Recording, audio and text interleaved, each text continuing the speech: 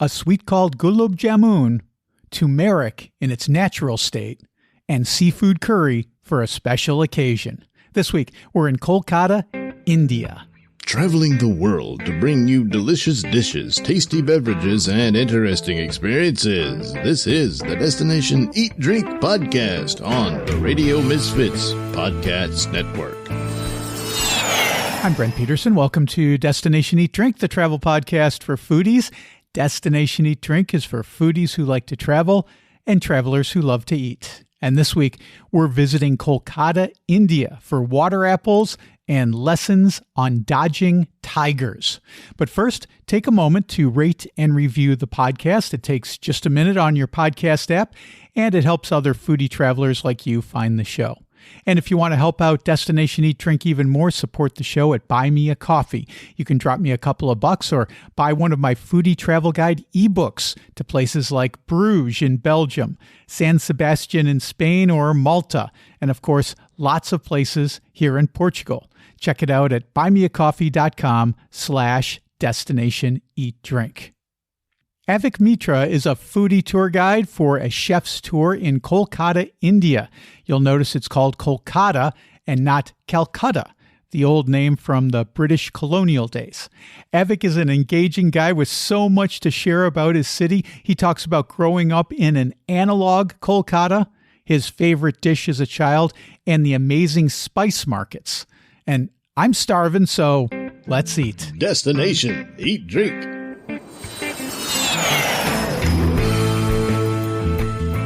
Avik from A Chef's Tour. Welcome to Destination Eat Drink. I'm looking forward to talking to you about this fascinating city called Kolkata in India. Thanks for being on the show. Thank you so much, Brent. Happy to be over here. Very happy to be over here. And thank you so much for having me. Avik, you are from Kolkata. You were born and bred in the city. You've decided to make your life in your hometown of Kolkata. I have to imagine it's changed quite a bit since you were growing up in the city. Tell me a little bit about it. What was it like back in the day when you were a kid? Yeah, the very basic change that has happened is from the time I was growing up till now is I grew up during the times of analog.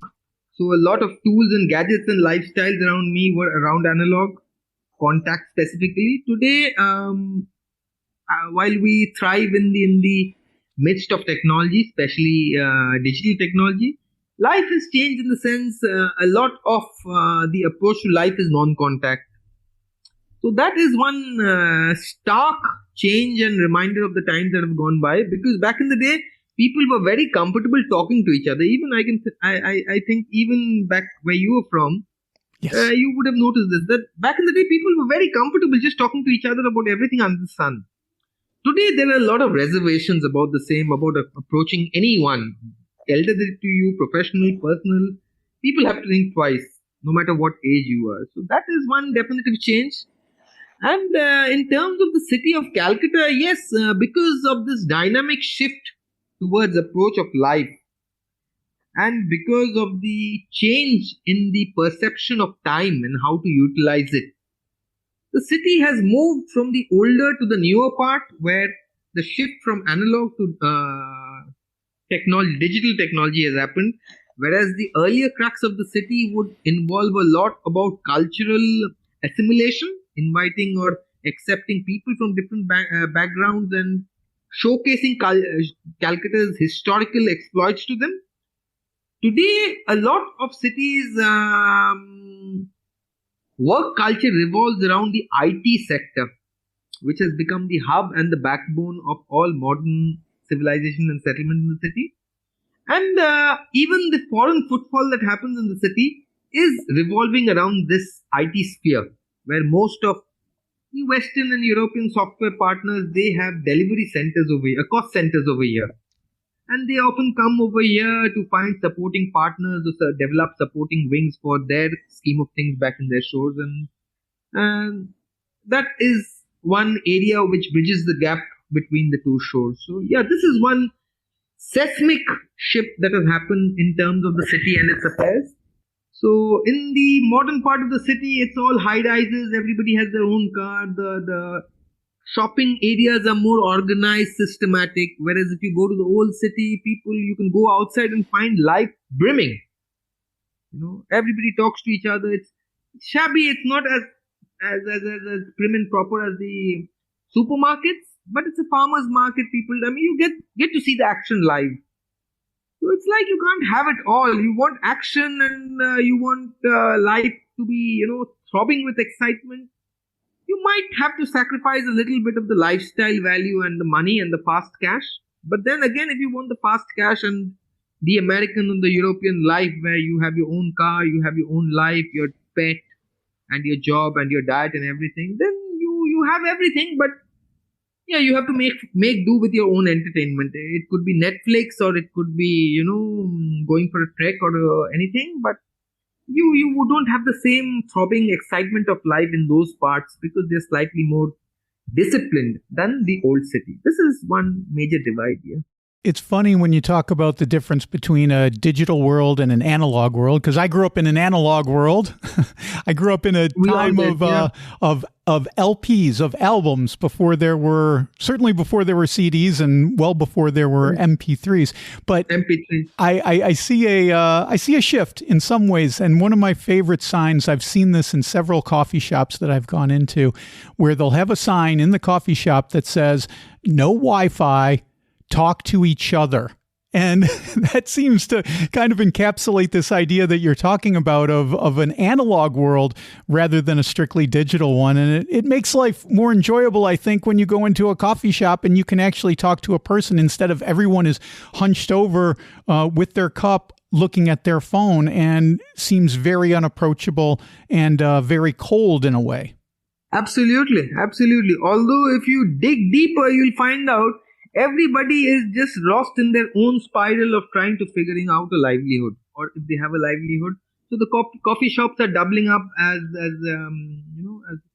secondary centers of working. People have the laptops open, they utilize the Wi-Fi. So at the end of the day, there's no leisure. You're always working at the end of the day. So that's the drawback of that life, I feel. Having said that, and back in the day, you see anything interesting, it was such innocent and harmless exploits of existence. You see something interesting, you just bump into that person, ask him, "Hey, I find this interesting." You talk to him, 2 minutes over. Nobody expects anything more. Today, if you talk to someone, you don't know what to expect. That person doesn't know what it's like, although we are the same, it's like we are so divided. This is one strange aspect that we've seen over here as well. Although we are all look the same and possibly we were from the same background, but you walk into a coffee shop or something very inviting, an environment that's very upscale and very proper, and you talk to people over there with the expectation that these people would be more inclined to a conversation, and it is very cold at times. Yeah. Because you get to realize that none of them are over here for fun. Although it looks leisure, they all pursue a livelihood or caught in the chaos of pursuing a livelihood. So yeah, it's no different over here from America as well. Yeah. You talked about growing up in a different time in Kolkata. I'm curious, of course, from a food standpoint. Did you have a favorite dish, maybe your parents made, maybe your grandmother made, that you really enjoyed when you were growing up? What was the one dish when it was like, oh, today's the day I'm going to get my favorite thing? Absolutely. And thank you so much for bringing up these, cornerstones from my memory lanes and memories from the back in the day. So there was this, growing up, we were, like you said, religion was a very core foundation stone of our existence as a family. And growing up, we were not strictly, but largely vegetarian because of the ideology, but that we are trying to make our way without harming or hurting other life forms. So we were largely vegetarian, trying to make a living out of pulses, grains, vegetables, and so on and so forth. But on a day of a feast or on a day of celebration, it would be marked different with the preparation of a non-vegetarian dish, which could be fish curry or which could be a meat curry. Fish curry thrived more in my family scheme of things because my grandmother, who was the matriarch of her own estate of our family estate back in the villages and the towns, she had a very typical curry that she had sort of patronized. And that was a lobster prawn curry that was cooked in a typical coconut milk sauce with the coconut cream in it. And she used that opportunity to not just introduce us to the dish, but also tactically pass off the recipe to my mother in legacy, so that it would be passed off in the family in inheritance. And it was called Malai Chingri. Malai basically means milk or coconut cream, and Chingri translates to prawn. In this case, it would be a large prawn, a real jumbo prawn or a lobster prawn as you call it. And it would be either, in most times, it would be either cooked inside the shell and then put inside an oven sort of a thing where it will be cooked in the insulating confines of the shell. Or it would, if your setup in the kitchen is more modern, then probably it will be cooked in a pan or something of that sort. But if it's slightly more rustic and rural, then probably it would be cooked inside the coconut shell with all the spices and everything, ingredients inside, and then put inside wrapped in a banana leaf and put inside an oven. Wow. So yes, that is something that I have very fond memories of, and especially with my grandmother no more. And now having turned completely vegetarian because I have taken to practicing religion more frequently, more routinely. That is something I have to abstain from also. So yes, yeah, that is a memory that is very reminiscent of my childhood days. So when that recipe gets passed down from your grandmother to your mother, did your mom make it exactly like your grandmother, or did she put her own spin on it? Because I know for my girlfriend, her father made an incredible marinara sauce, but when he finally relented and gave her the recipe, she makes it, but she does her own little spin on it to make it her own. And I'm wondering if it's the same in your family, Avik. Evolution is a linear path, and it happens with everything. It is the only inevitable. And probably my mother probably gave her own twist to it as well, to secure it as her legacy now moving forward. But if you ask me, I think I'll have to be biased towards my grandmother's legacy because she had very little to play around with, both knowledge base wise, because she was from the villages. She knew only to cook she was comfortable cooking in her scheme of things, in her way of the kitchen. And also she had lesser ingredients to play with, things that were local and known to her. She did not have the internet. She was not English educated to read a lot of books and, expand her curriculum or knowledge base. So that way, with her limited ingredients and limited knowledge, I believe she did more justice to the dish than my mom. Probably with her twist, it became more lip smacking. But as a human being, my mother is a psychiatrist. She not only has access to more knowledge, information, and tools, but she's also quite resourceful. She can work around as and when happens. So she has more references to pay tribute to for her twist on the original recipe than my grandmother. So I think if you ask me, in short, I'll be biased towards my grandmother. Avik, you take folks, travelers around Kolkata on food tours with a chef's tour. And Kolkata is a massive city. I mean, we as tourists couldn't possibly visit the entire city by ourselves on one vacation or maybe even a half dozen vacations. But you guys are responsible for taking us around and showing us the heart of the city. So I'm curious, tell me about your tour a little bit. And are you focused on one or two different neighborhoods? Where are we going to be when we go on a tour with you? Great, lovely. That's a very well framed question. And I could not agree with you more. For anyone, regardless if they're foreign to India or Calcutta or foreign to India, Calcutta is a huge playground. I mean, especially because of its foreign ancestry. It has assimilated within its uh, thoroughfares a lot of diversity within. So it is safe to say not a very easy to come to terms with sort of landscape. It has a lot of diversity within in terms of culture and ethnicity, and in terms of uh, the way the city unfolds its various business and residential areas. That too is not very um, systematically laid down for anybody to come and understand. So yeah, you are correct on that. And given that I have been born and raised in the city has been my continuous, my love affair with the city has been continuously evolving and progressing. What I have done is I have picked out the best that the city has to offer and put them in a sequential order, and I'm serving it to you out in a platter so that you don't have to go through all the hard work that I had to go through. And I have picked out in order for anyone who is visiting city and hoping to have a good time, I have picked out the best of the culinary specialities that the old city has to offer and put them on a sequential order through the map or the route of the old town.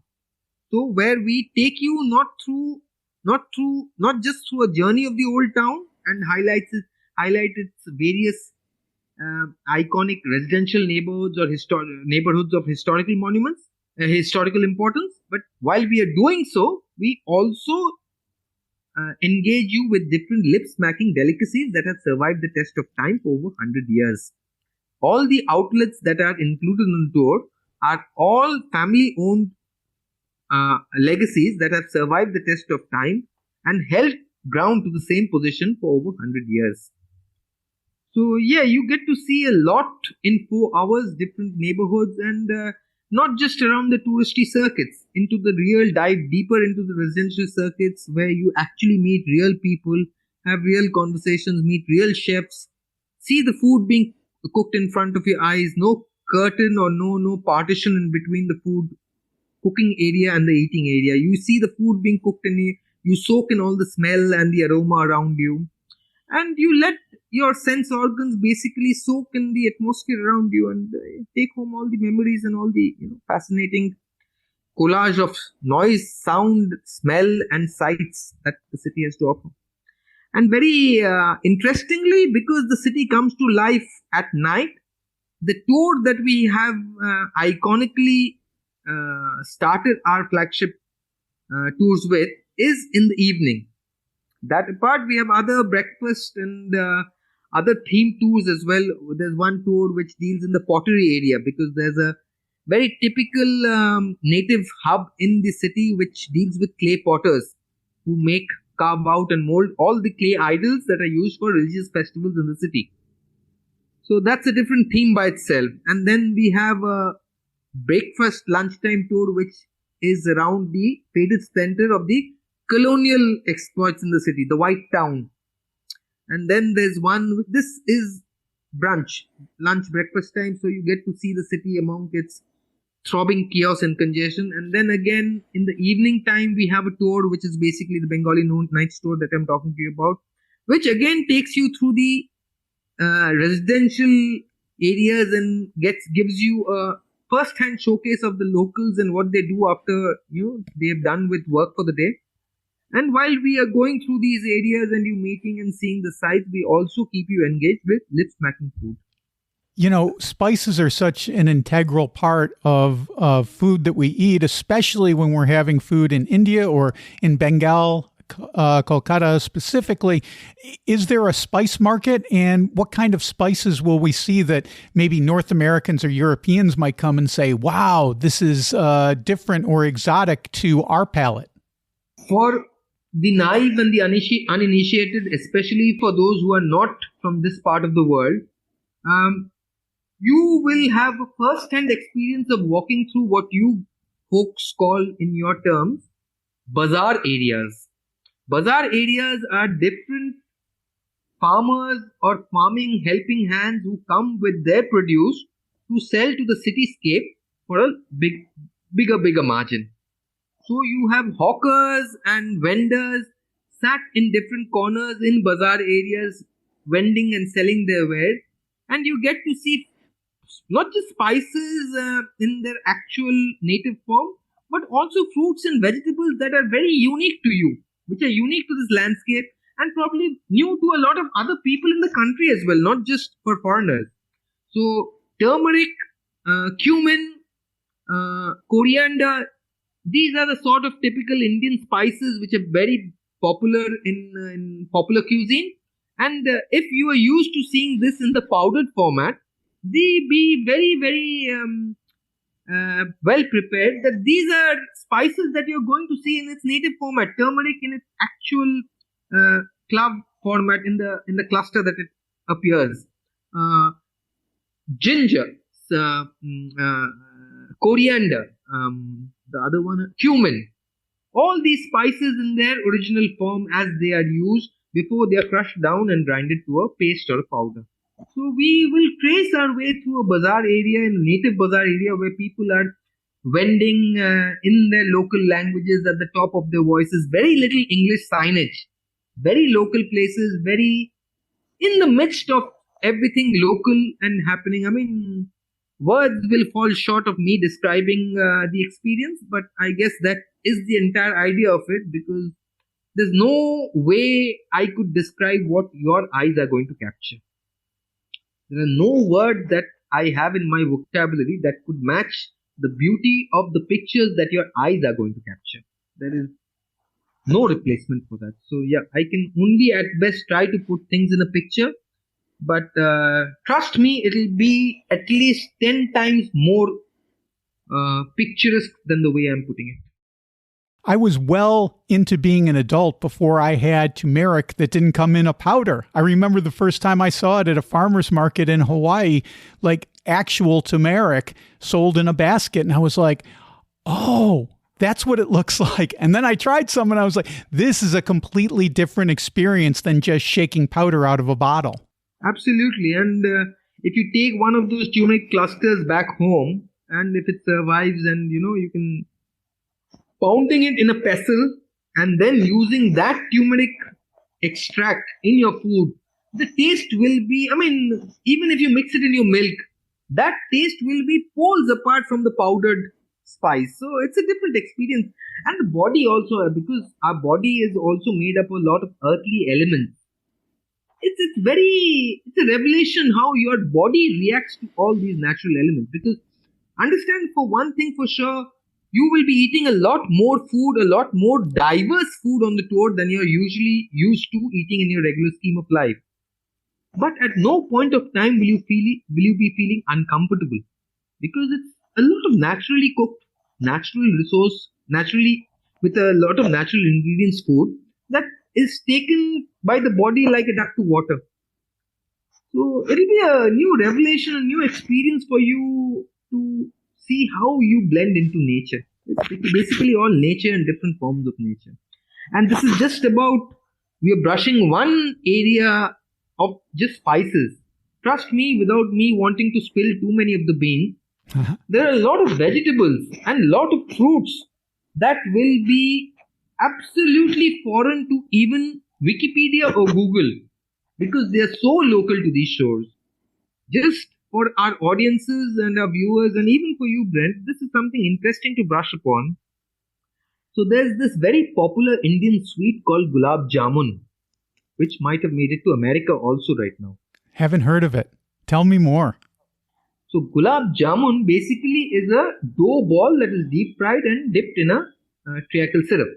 It's sweet, to say the least. Gulab jamun literally translates to rose. Gulab means rose, jamun means berry. Now, it's a very interesting chicken egg situation where there is a fruit that grows that is unique to this landscape of Bengal, of Calcutta, called Gulab jam, rose berry, and a chicken egg situation where I don't know which came first. But it has such a subtle smell of rose in it, it is almost like fragrance. I mean, you are boggled Your mind is literally boggled that nature could be so refined in its aromas, smells, and everything. It's so subtle, that entire smell of the fruit, and the fruit itself is a revelation by itself. It's like when you shake it without having broken the fruit, when you shake it, it's like a rattle ball. The seed is disconnected. Oh. And it makes like a rattle ball sound. Yeah. And then when you take a bite out of it, you're eating only the rind. It's hollow from within. Oh, fascinating. And that fruit is very, very popular it's actually in season during the months when our tour is going on. And I've treated it to a lot of the tourists and guests who have been on the tour, and they've been equally fascinated by it. Not just foreign tourists from America and Europe, but also a lot of Indian people who were never aware, who were completely clueless that there was such a fruit like this in India. So that is a very unique experience which caught everybody off guard, because that is one day where everybody made a new entry to the database. They learned something new. It's so interesting that you say, you won't find this on Google or Wikipedia, because as you can imagine, Avik, I spend a lot of time traveling. And when I go to new places, I do a lot of research and I try to find these unique regional or local dishes that you can't, or ingredients that you can't find anywhere else. And inevitably, some of them I'll go in and I'll be amazed and surprised and delighted, because there'll be a dish that I had never heard of that wasn't on my list. And they say, yeah, everyone in this town eats this, and you've never even heard of it before. Exactly. On the flip side, though, I had an experience where I went into a city in southern Italy, in Puglia, looking for this particular pastry. And I went into 10 different pastry shops asking for this particular pastry that was supposed to be from this indigenous to this specific town. And nobody had, not only did nobody have it, nobody had heard of it. And the last place I went into, the guy was so adamant, he almost threw me out of the place when I kept asking for it, because he said, there's no such thing. And he was probably in his 70s. I mean, if he would know, anybody would know. But he's like, there is no such thing. I've never heard of this. You can't find it here. So it's both sides of the same coin. But I'm glad that you are reinforcing this fact that you can find stuff that you can't find on the internet. You have to go to these places. The whole point of traveling is to break off from the clutter that we know. We are adults, we know, pardon my language, but we are adults, but we know shit. There's nothing new to teach us. Right. This is the entire purpose of traveling.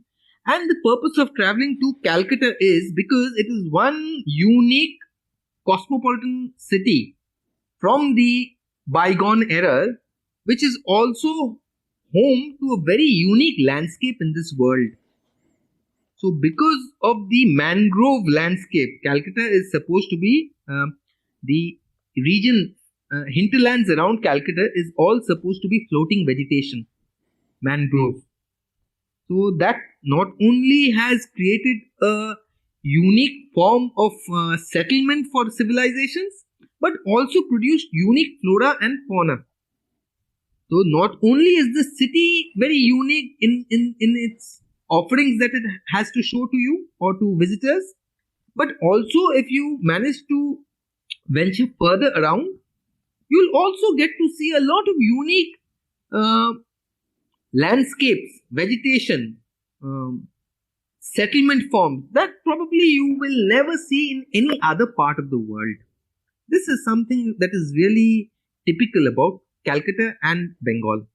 Adaptation of life, around the floating vegetation, around mangroves, is very unique. For example, there's this certain fruit called water apple, and this name has been nomenclature is for the lack of a better name.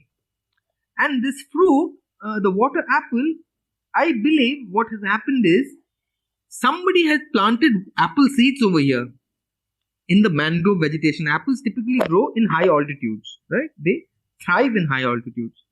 But somebody had planted apple seeds over here, and somehow it grew up to adapt itself with the juiciness of apple, but no flavor and nothing similar to apple. So it bore fruit, but in a completely new form that doesn't have any template in the existing format of life. Similarly, for some of the animals, like the Royal Bengal tiger that was native to this landscape, it was supposed to be the largest of the tiger species. And impactful, often it would slap the head out of its victims with just a single slap, with just a paw or something. Wow. And it could leave, like because of the adaptation of life around the mangroves, the Sundarban area is now canals made out of mangrove, the backwaters, right? And the local folk around them that have settled over there, they make a living by fishing. So often it has been said the tigers, they had the capacity to leap from one side of the bank to the other, and they would attack. They were so stealthy, tigers. That's the reason they are so ferocious. They're so stealthy, despite having all these physical benefits to their advantage. Tigers never attack from the front, especially human beings. They would always attack them from the back. So to find a workaround around this, fisher folk started wearing masks on the front of the face and the back of the face. Now the tiger is confused which one is the front side. Now he doesn't know where to attack. Whoa! There's a lot of funny. There's a lot of such funny anecdotes about life, and life is real over here, to put it very simply. Well, Avik from A Chef's Tour, this has been a great conversation, and we've covered a lot of ground, but I feel like there's a lot more of Kolkata cuisine for us to talk about. I'm hoping you'll come back next week and we can do another conversation and another episode of the podcast and talk more specifically about some of the famous dishes from your city. Would you come back and do another episode with me? Absolutely, Brent. I mean, always happy to be with you. Always, you are one person who makes me so comfortable, Even an interview is like a conversation. I start speaking in flow. So always happy to be with you, and always happy to share more gems of wisdom from my memories and from my life with your viewers and with you. Great. Let's do it again. Okay, that's Avik from A Chef's Tour. You can book a tour at achefstour.com. And like he promised, Avik will be back next week to talk more about the vibrant cuisine of Kolkata and the region of Bengal. And if you want more of my conversation with Avik, become a member of my Substack. Members get access to the full interview where Avik talks more in depth about the water apple. Get that by becoming a member at destinationeatdrink.substack.com. And if you need more foodie travel right away, check out destinationeatdrink.com. I just posted a new story about a town in Italy that celebrates the singer of Volare. It's quite entertaining, and you can read that story at destinationeatdrink.com/blog. I also posted a brand new video. This one is about some great pastries in Portugal, from the delicious custard-filled sponge cake of Agitao to a chocolate-filled crepe by the ocean, and much, much more. Check out this video. It'll definitely satisfy your sweet tooth. You can see it by clicking on the video tab at destinationeatdrink.com, or go to my YouTube channel. That's youtube.com/@destinationeatdrink946. Destination Eat Drink is distributed by the Radio Misfits Podcast Network and Ed Silla. Thanks, Ed. I'm Brent Peterson, and I'll see you down the road. Join us next week for another culinary adventure on Destination Eat Drink, a presentation of the Radio Misfits Podcast Network.